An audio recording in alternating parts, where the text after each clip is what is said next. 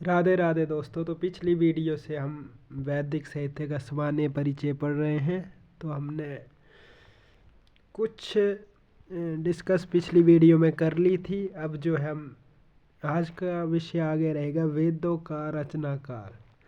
तो वेदों के रचनाकाल के लिए अलग अलग जो हमारे विद्वान रहे हैं उन्होंने अलग अलग तर्क दिए, अलग अलग समय दिया है अपने अपने अनुसार। तो वेदों का रचनाकाल पढ़ेंगे हम सबसे पहले। तो वेदों का रचना काल सही तरह निर्धारित नहीं किया जा सकता। जैसे को आपको पता है कि वेद कब हुए इसका अभी तक कोई तर्क नहीं मिलता है। तो मुख्यतः रूप से इसका निर्धारित नहीं किया जाता है, निर्धारण नहीं किया जा सकता है। तो अनेक आचार्यों ने अपने अपने मतों के अनुसार वेदों का रचनाकाल किया है, वो निम्नलिखित प्रकार से। अब सभी अलग अलग आचार्य आए, उन्होंने अपने अपने प्रकार से अलग अलग दिया है। तो सबसे पहले जो हमारे यहाँ पे प्रसिद्ध विद्वान हुए हैं ये मैक्स मूलर। तो मैक्स मूलर जो थे ये एक जर्मन के विद्वान थे। ये आपको याद रखना कि मैक्स मूलर कहाँ के विद्वान थे। तो मैक्स मूलर जो थे जर्मन के विद्वान थे। तो मैक्स मूलर जर्मन के विद्वान थे। और इसमें और क्या प्रश्न बनेगा, जैसे मैक्स मूलर ने वेदों का रचनाकाल महात्मा बुद्ध से पूर्व माना है। ये बहुत पूछ सकते हैं कि मैक्स मूलर ने अपना जो रचनाकाल है कब माना है। तो किसके पूर्व माना है इन्होंने, जो महात्मा बुद्ध हुए उनसे पूर्व माना है। क्यों माना है, क्योंकि बुद्ध ने वेदों का खंडन किया था। अब महात्मा बुद्ध ने वेदों का खंडन किया तो उस कारण से उन्होंने ये तर्क लगाया है कि अगर वेदों का खंडन महात्मा बुद्ध ने किया है तो वेद उनसे पहले ही रहे होंगे। तो मानना है कि वेद बुद्ध के जन्म से पूर्व रहे होंगे। उन्होंने वेदों के रचनाकाल को 4 भागों में विभाजित किया है। अब जो हमारे मैक्स मूलर जी हुए हैं, मैक्स मूलर ने जो है वेदों का जो कालक्रम है वो 4 भागों में विभाजित किया है। तो उसमें पहले है जैसे छंद काल, मंत्र काल, ब्राह्मण काल और सूत्र काल।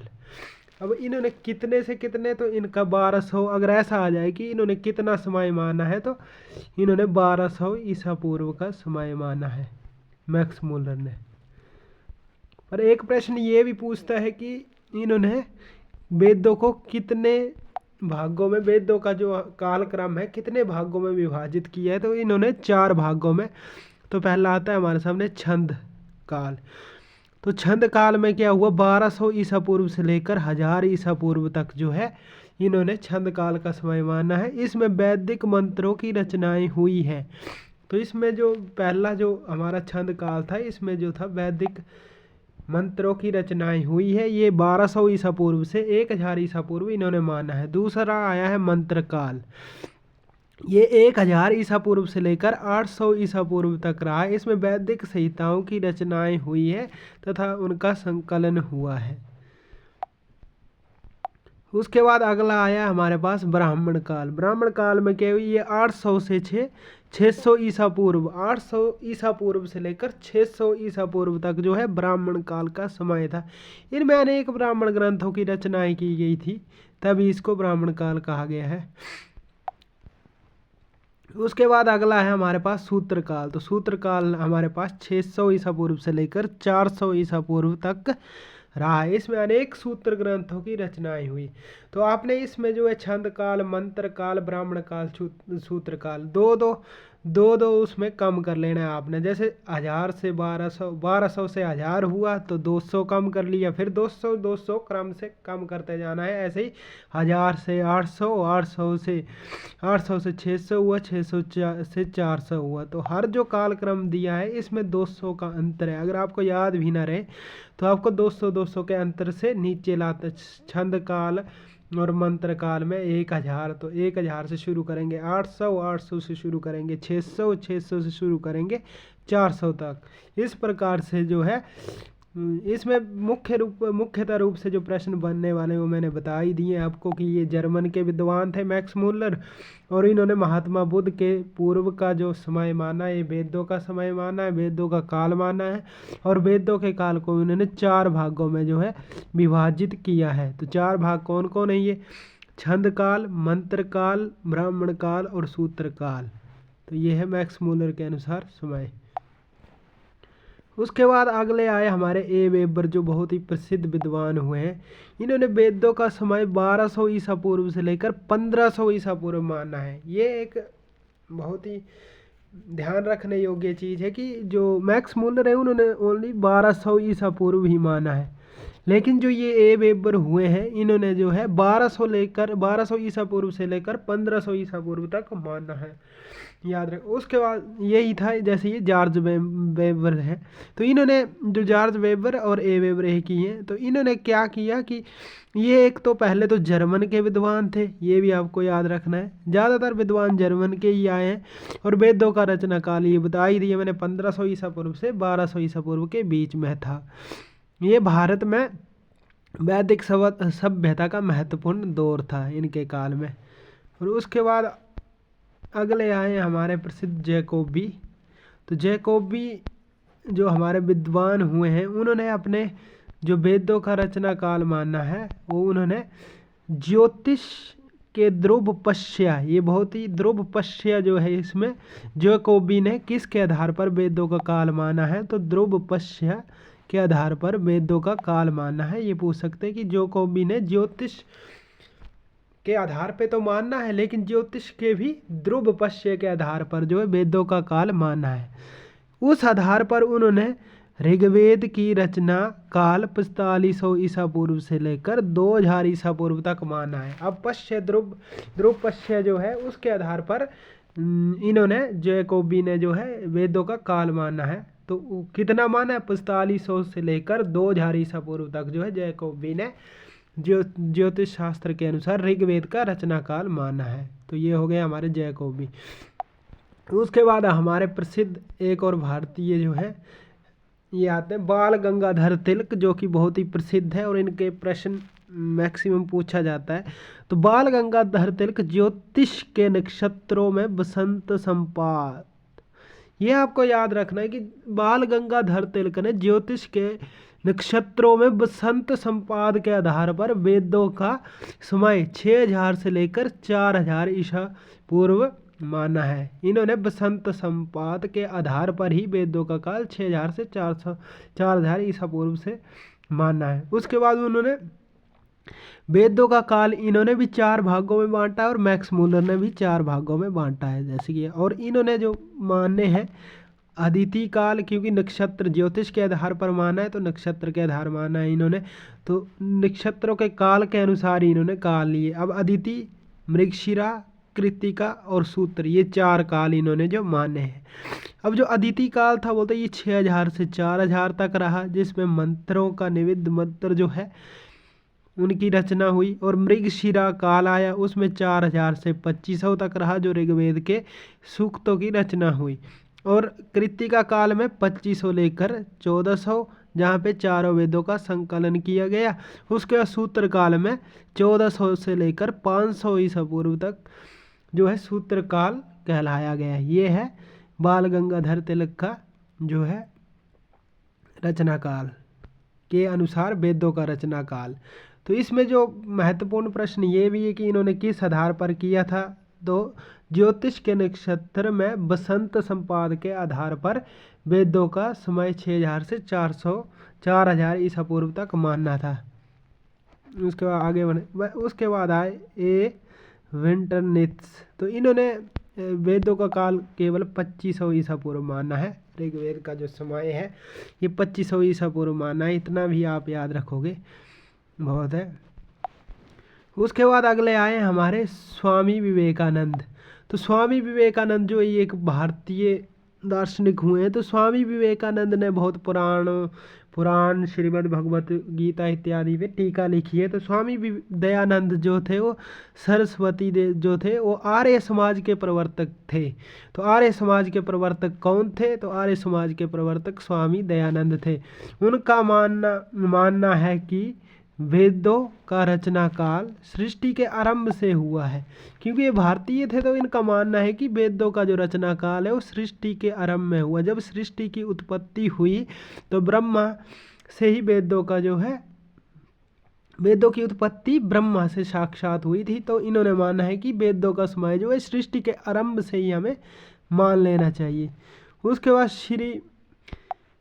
श्री अविनाश चंद्र दास जी हुए, उन्होंने वेदों का रचना काल भूवर्ग भूगोल के आधार पर माना है। ये जो आधार पे माने गए हैं सबके अनुसार याद रख लेने हैं, क्योंकि पूछ सकते हैं श्री अविनाश चंद्र दास ने जो है भूवर्ग भूगोल के आधार पर जो है इसका काल माना है वेदों का। उनके अनुसार ऋग्वेद का समय जो था 25,000 ईसा पूर्व माना गया है, कि 25,000 ईसा पूर्व पहले जो है ऋग्वेद का रचना काल हुआ। तो ये किसने माना है? श्री अविनाश चंद्र दास जी ने। उसके बाद हमारी पहली जो वेदों की संहिता शुरू होती है वो ऋग्वेद, सबसे पहले ऋग्वेद आता है, तो हम ऋग्वेद के बारे में सबसे पहले पढ़ेंगे। तो बोलते ऋग्वेद संस्कृत साहित्य का सबसे प्राचीनतम ग्रंथ है। ये तो आपको पता लग ही गया कि सबसे प्राचीनतम ग्रंथ जो है वो संस्कृत साहित्य का ऋग्वेद है। उसके बाद ये 10 तेही के नाम से जाना जाता है। ये बहुत ही प्रसिद्ध प्रश्न है, टैट कमीशन इत्यादि में पूछते हैं कि ऋग्वेद का अन्य नाम क्या है। तो ऋग्वेद का जो अन्य नाम है उसे 10 तेही के नाम से भी जाना जाता है। उसके बाद ऋग्वेद की शाखाएं। अब ऋग्वेद की शाखाएं जो है मुख्यतः महाभाष्य में पतंजलि जी ने इनका वर्णन किया है। तो पतंजलि जी ने ऋग्वेद की कुल 21 शाखाओं का वर्णन किया है। जैसे कि ऋग्वेद आपको बताया ही मैंने, यजुर्वेद, सामवेद और अथर्ववेद। तो ऋग्वेद की इन्होंने 21 शाखाएं मानी है, और यजुर्वेद की 101 मानी है, और सामवेद की इन्होंने 1000 मानी है, और अथर्ववेद की कुल 9 शाखाएं मानी है पतंजलि जी ने। तो यहाँ ऋग्वेद की चर्चा चली, तो ऋग्वेद की इन्होंने 21 शाखाएं मानी है।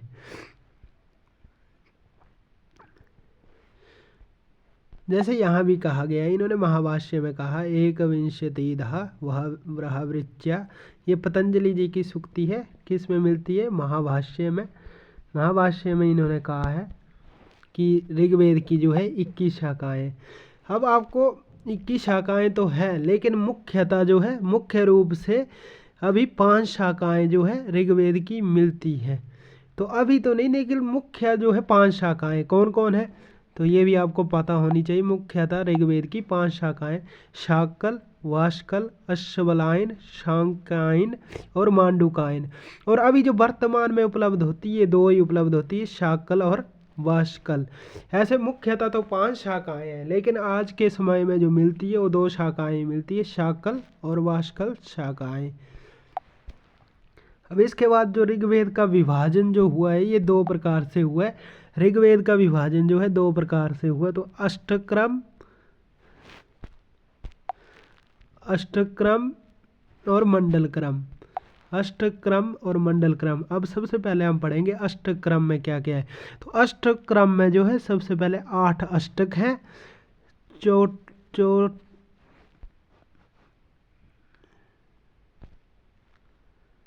उसके बाद 64 जो अध्याय हैं, और 2006 जो है इसमें वर्ग है। ये भी संख्याएं दी हुई हैं, तो ये पूछेंगे ही पूछेंगे, पूछते ही हैं। तो जैसे कि हमने पढ़ा अष्टक्रम में जो है 8 अष्टक हैं, 64 अध्याय, 2006 जो है वर्ग है। उसके बाद आएगा हमारा मंडल क्रम।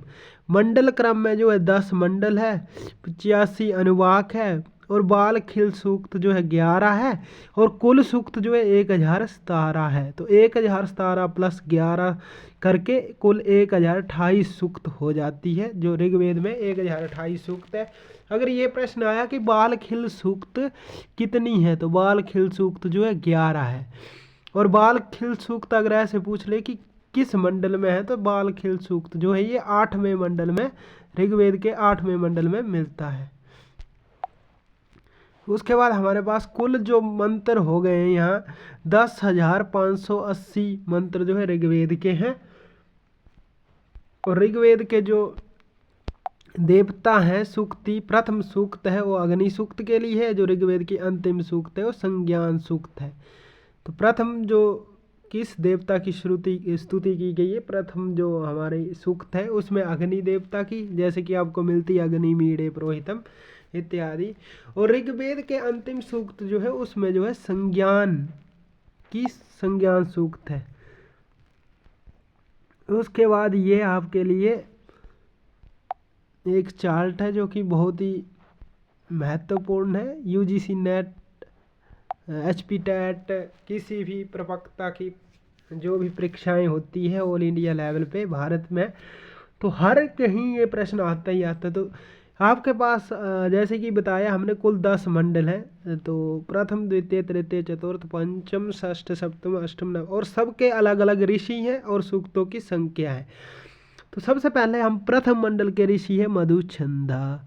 तो आप द्वितीय के हैं गृहस्थ, तृतीय के हैं विश्वामित्र, चतुर्थ के हैं वामदेव, पंचम के हैं अत्रि, षष्ठ के हैं भरद्वाज, सप्तम के है विशिष्ट ऋषि, और अष्टम के है कण्व, और नवम के है सोम, और दसम के तो बहुत मिलते हैं, इंद्र, भृगु इत्यादि भी कहीं कहीं मिलते हैं। लेकिन मुख्य था आपको ये प्रथम के मधुचंदा, गृहस्थमंद, विश्वामित्र, वामदेव, अत्रि, भरद्वाज, विशिष्ट, कण्व, सोम, इंद्र इत्यादि पूरे क्रम से याद होने चाहिए, क्योंकि क्रम से भी आजकल प्रश्न पूछ लेते हैं। उसी प्रकार से सूक्तें इतनी महत्वपूर्ण तो नहीं है, लेकिन फिर भी आपको पता होनी चाहिए। जैसे प्रथम में 191 है, फिर 43 है, फिर 8, फिर 58, फिर 57, फिर 55, ये इतना महत्वपूर्ण नहीं है। लेकिन आपको ऋषि जो है वो हमेशा याद होने चाहिए कि प्रथम मंडल में का ऋषि कौन है, द्वितीय का कौन है। तो इस प्रकार से मैंने आपको बता ही दिया है। अब उसके बाद आज के लिए इतना ही। तो बहुत बहुत धन्यवाद। वीडियो को लाइक करें, शेयर करें।